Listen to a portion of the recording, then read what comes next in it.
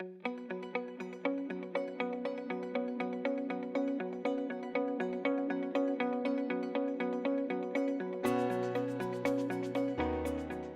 involved in very risky business, and this becomes a big bone of contention for many people, that we, on the one hand, need to do what we need to do to make the products we make, but we have all this inherent hazard. And there's a large number of compounds that are currently in commerce that we know nothing about. So that simple notion of risk is a function of hazard and exposure is a big issue. So I want to turn our attention in the next two talks. This one is about all the other stuff, and I've teed this up to a certain extent. The second talk is really about energy. And I have recently begun to talk and ask people to focus on what I would call the forgotten principles. The last two and the first around around waste, and the last two around designing out hazard from a molecule have captured most of the attention in the green chemistry community. This idea that we do chemistry and we have a bunch of other things in the reaction, and those things are really important, is not one that you typically will hear from chemists when they gather, true chemists, when they gather to talk about chemistry, okay? So again, general background, I want to talk about solvents. By way of disclosure, I've spent an enormous amount of my time in GlaxoSmithKline focusing on solvents and trying to tee up to the pharmaceutical industry that this was a bigger problem than what they thought it was. And then we'll talk a little bit about solvent alternatives. So the principle is about auxiliary substances. It's beyond solvents. Okay, later on this afternoon we'll talk about protecting agents and things like that, but separation agents and solvents were what were given as an example. So that we're really going to just talk about those two things in this particular talk. So made unnecessary, so there's been a lot of effort in green chemistry laboratories to talk about solventless reactions or reactions in supercritical CO2 or in water, okay, as to try and say, do it unnecessary, or solid state. There are a few groups that just look at ball milling. That is, you throw a bunch of dry powders into a ball mill with some beads and you run that at a high rate of speed, and you can actually get chemical reactions to take place in the absence of solvent. So there are strategies that people have used. And then the second one, innocuous when used. Now, I review a lot of papers for journals like Green Chemistry and Organic Process Research and Development and similar publications. And practically every single article I review, they ignore solvents. And academics are still using solvents, which industry has gotten out of 10 or more years ago. And I keep asking myself, why is that the case? And what I have come to discover is that there's an institutionalized bias against green chemistry.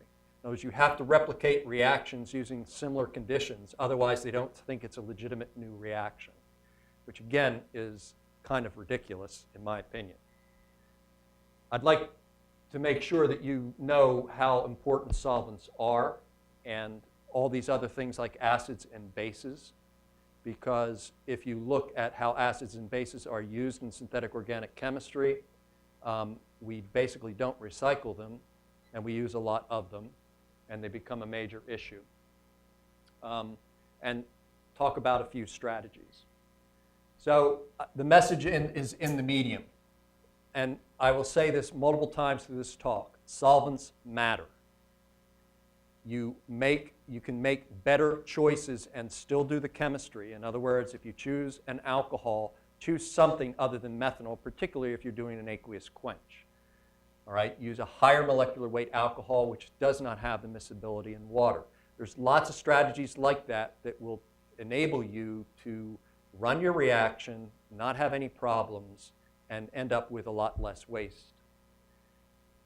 This is just a graphic a general graphic showing you solvent usage, and you can see that certainly coatings and industries and coatings and adhesives and inks, largest consumer of solvents, and that's just really as a vehicle of delivery. So this is why the car industry has gone into powder coatings. The aerospace and defense industry has gone into powder-based coatings if they can, because solvents play a huge role, and they generate either aqueous-based waste or air emissions.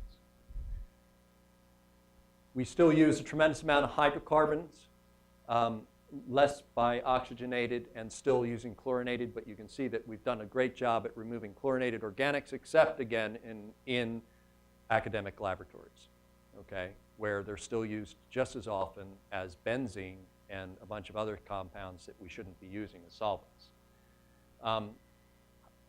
The world, I'm going to say this in energy, I'll say it here, the world is addicted to petroleum, and it's easy to use and it's cheap, okay, from economic standpoint. But we have to come to terms with that because these are not really very good solvents at the end of the day. Historically, in most industries, like I said, because of E factor, and Roger Sheldon's pointing out those facts in the early 90s, everyone focuses on waste. What this is just showing you is that in terms of the mass of waste, kilo per kilo of product, solvents account for the greatest amount of waste in batch chemical processing. Again, not in petrochemical so much, but in batch chemical operations. And the cumulative mass going to waste after solvent and recovery, so these are reactants, and this is solvents, and this is other. So if you're in a business and you're saying, I want to reduce my mass intensity, or I want to reduce my E factor, what am I going to go after? It's going to be solvents. So hopefully when you go back to labs, if you're a synthetic organic chemist, I hope you'll begin to think more mindfully about solvent and solvent uses. They're critically important. In batch chemical operations, there are some real significant challenges, all right? Complex target molecules, you saw some of the ones that Rich put up there a few moments ago. High molecular weight, highly functionalized molecules. They're lipophilic, that is, they dissolve in fats. So we have to use certain kinds of solvents to make sure that they dissolve. We have a large number of reagents and reactants that oftentimes we don't pay much attention to.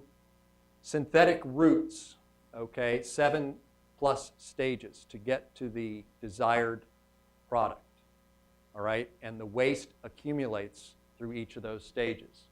And then this mixed aqueous and organic waste is a real problem. What do we do with it? In pharma, they burn it.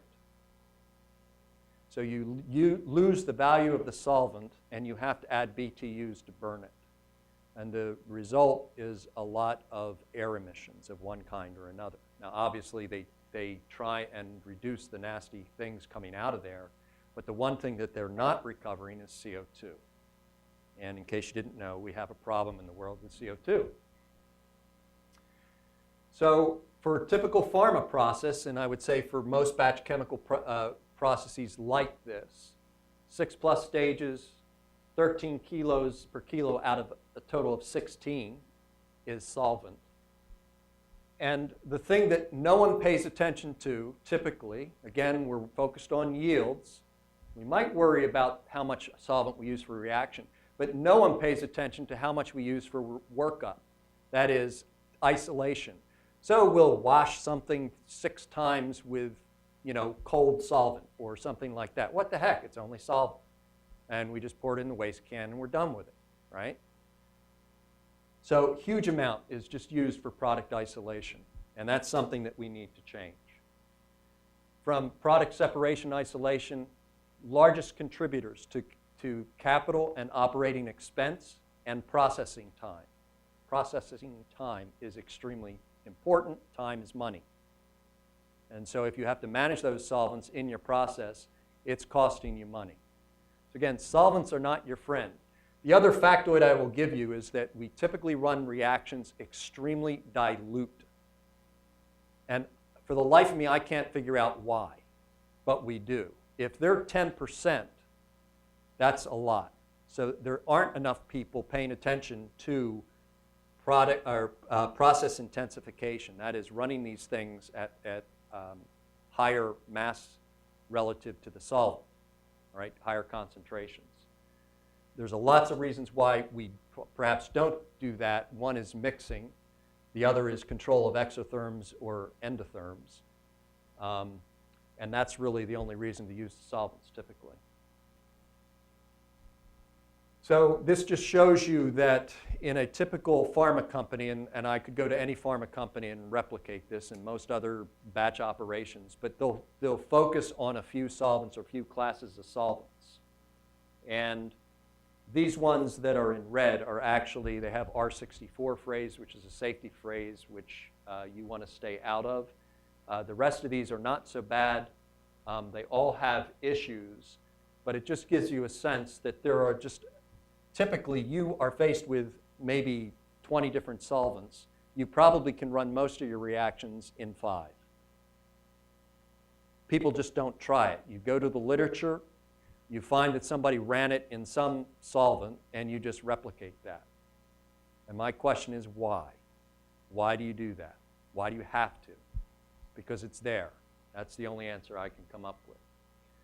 So we know that they're used for reactions, for solvent extractions, azeotropic distillations, cooling, precipitation, washing, mixing. All those things, that's why we use solvents. But again, the question is, how many of you look at mechanistic kinetics to understand how you have to mix it, how long you have to heat or cool,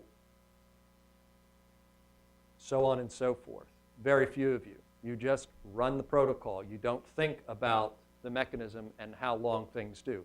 You set the reaction up, you run it overnight, so the protocol becomes we ran the reaction for 8 hours or 12 hours, when it actually was done in the first 3 minutes. So solvent effects solvents play an enormous role, and it's always been curious to me why chemists don't think that solvents actually play a role in the reactions. But they do. There's specific chemical reactions many times that they support the reaction. There's solvation effects either in the reactants or in the product that are taking place. And there's a lot of things around polarity changes that solvents enhance. So again, this is, in my estimation, something that chemists don't pay enough attention to, is how the solvent is actually promoting or inhibiting the reaction. And typically what you'll find is a chemist, if they end up with a yield, say 80% yield, they'll go and look for another chemistry. The engineer will go after mixing or heat and mass transfer or a different type of reactor and possibly get that yield up to 90+%. The question is, why are chemists so quick to change their chemistry and not use some more engineering in what they do? So solvent selection is extremely important. You can look at reaction types and process, so on and so forth. You can evaluate it experimentally. You need to refine it. Again, solvent choice is extremely important, and the days of saying we don't know which solvent to use are over. There are so many tools nowadays around solvent selection that you all have access to and you should all be using on a regular basis if you're doing synthetic organic chemistry. This is an example of a guide that we created in GlaxoSmithKline. It was reduced down to a single page. What I say is it's simple but not simplistic. There is an enormous amount of data behind this particular graphic. It was organized by class of solvent, and the top solvent was the best, this being the worst. And it was across a number of different impact categories. So there's waste, environmental impact, that's environmental waste, environmental impact, health, safety, and life cycle. So we did a life cycle of all of the solvents. And what I can say, again, it's a multivariate problem, right? You can see that depending on the solvent, they have different effects. So down here when you're into ketones, there's a tremendous life cycle issue because you're taking petroleum and you're functionizing, you're putting an oxygen on a reduced molecule. That takes energy. And it's also very wasteful. So, solubility of your product and your precursors, viscosity, concentration, kinetics and thermodynamics, and thermal conductivity and exotherm control. That's what you need to pay attention to. These are process metrics that we found to be very useful, and I won't go into them, but the point is, again, multiple metrics. They tell you a different story, okay? And what you want to do is to find the best combination of all these features. So what about all these other things like acids and bases and salts? How many of you salt out something? How many of you play with ionic strength to get the molecule that you want? And what this is showing you here is common chemicals and the extent to which they're used. Again, top 100 materials or reagents that were used. Just to give you an idea, again, simple things like hydrochloric acid, sodium hydroxide, and salt, sodium chloride, top used chemicals. Right? They aren't exotic materials. So here are some options for solvents. Like I said, pay attention to solvents and some strategies. So recycle and reuse. I'm not sure how many people are doing that. No solvent, how many are investigating that? Alternative. I don't have ionic liquids here. I'm not a big fan of ionic liquids for a variety of reasons, but they are being looked at as alternative solvents. Benign or less toxic is the reason that ionic solvents have an issue. There are many things around volatile organic solvents, so again, avoid the use, come up with something that's environmentally benign. The reason we like to use very volatile solvents is that they are easy to separate. And the reason that we like ionic liquids is zero volatility, a single measure typically. And again, when you look at multiple measures, they don't really cut it. Solvent-free reactions, I talked about milling and grinding. Catalyst-supported reagents, there's liquid gas. Again, lots of different strategies that are being investigated. Same kind of thing. From a macro scale, so plant design all the way down to quantum mechanical and nanotype scales. There's much you can do with technology to improve reactivity. All right? Going from a macro scale reactor, say a 10-liter, down to a micro scale, like HPLC tube that you run the reaction in a micro reactor. Actually, many of those reactions, great for controlling exotherms, great for using highly hazardous materials, and producing a lot of product in a very short period of time. But again, we typically are not trained. We're trained using beakers and round bottom flasks and other things. So in the future, we want to get to using different things.